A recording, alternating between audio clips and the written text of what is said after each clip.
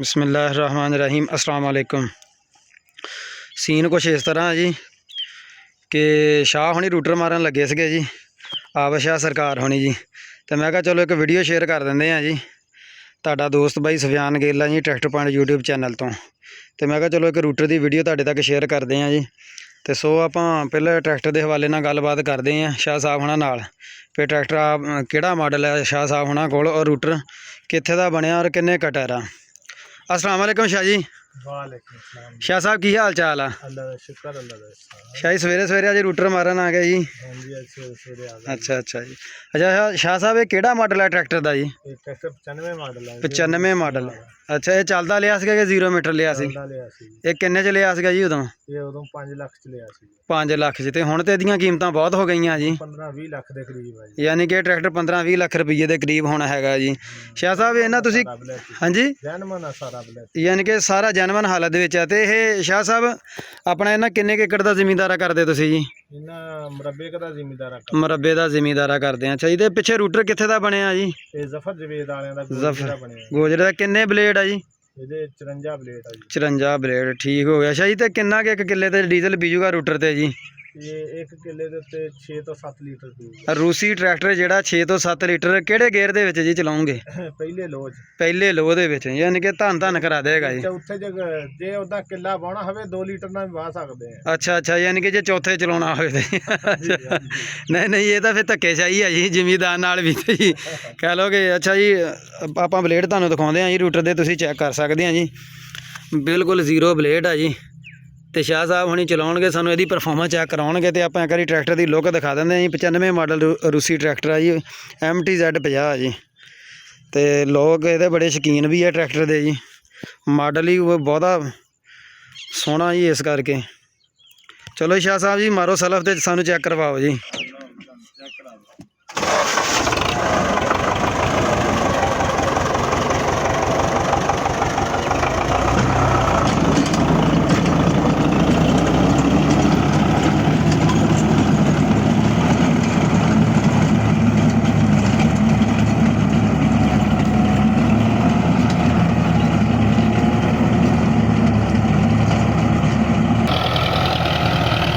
दोस्तों एक बिल्कुल मकूल जी रेस से शाह साहब हुणी चला रहे हैं। कहते हैं पीरां नूं थोड़ा जिहा छको शाही है जी, थोड़ी जी रेस ਵਧਾਓ थोड़ी जी।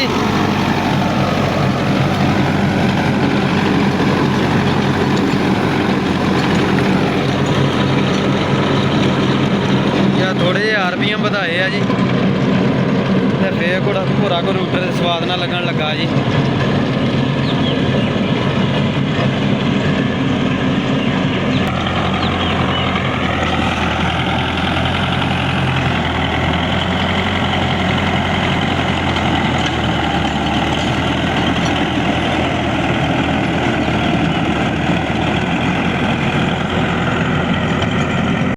दोस्तों सिर्फ भाई उन्होंने खेड़ा ही कुतरनियाँ सी, इन्हां दियां जी खेड़ा ढाउणियां सी, बस बाउणियां सी, इस करके आ जी रूटर इन्होंने चलाया वा।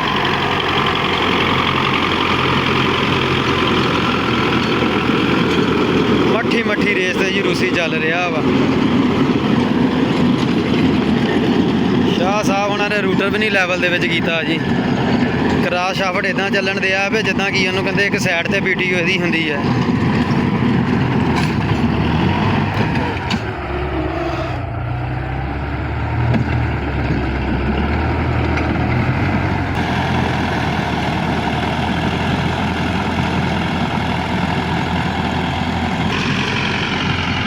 ਆਹ ਥਾਂ ਜਿਹੜਾ ਜੀ ਖੇੜਾਂ ਬਣੀਆਂ ਸੀ, ਤੇ ਖੇੜਾਂ ਜਿਹੜੀਆਂ ਉਹ ਹੁਣ ਬਾਹਰ ਆਏ ਆ।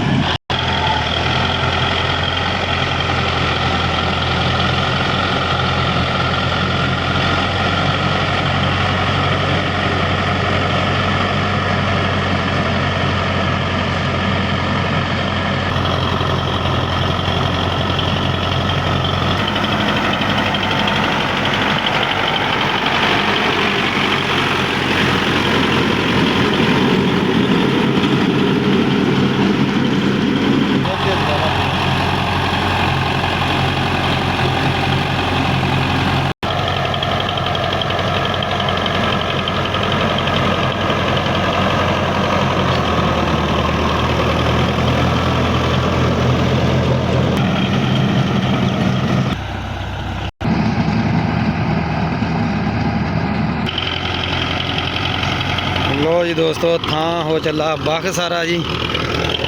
ਖੇੜਾਂ ਸਾਰੀਆਂ ਢਾਹ ਹੋ ਚੱਲੀਆਂ ਜੀ। ਤੇ ਵੀਡੀਓ ਚੰਗੀ ਲੱਗੀ ਹੋਵੇ ਤੇ ਲਾਜ਼ਮੀ ਲਾਈਕ ਸ਼ੇਅਰ ਕਰਨਾ ਜੀ। ਔਰ ਜਿਹੜੇ ਦੋਸਤ ਮੇਰੇ ਚੈਨਲ ਤੇ ਨਵੇਂ ਆ ਜੀ, ਉਹ ਚੈਨਲ ਨੂੰ ਲਾਜ਼ਮੀ ਸਬਸਕ੍ਰਾਈਬ ਕਰਨ ਜੀ। ਮਿਹਰਬਾਨੀ ਤੁਹਾਡੀ ਜੀ।